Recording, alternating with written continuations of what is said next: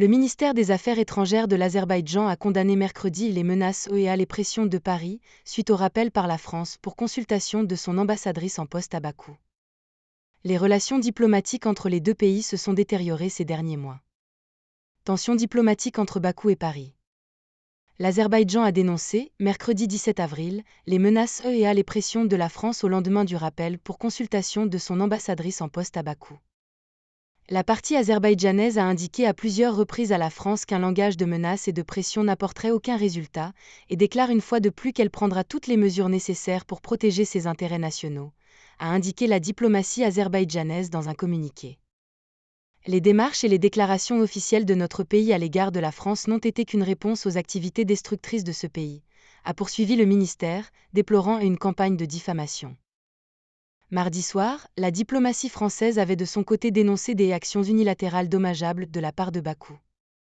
Les relations entre la France et l'Azerbaïdjan se sont détériorées ces derniers mois, le chef de l'État azerbaïdjanais Ilham Aliyev reprochant à Paris de soutenir l'Arménie dans ses conflits territoriaux avec Bakou.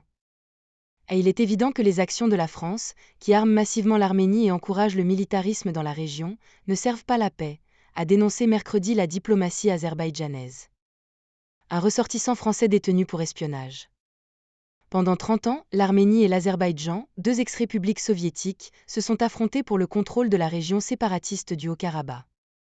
En septembre 2023, Bakou y a déclenché une offensive éclair qui a conduit à la capitulation des séparatistes arméniens et au départ de plus de 100 000 civils vers l'Arménie.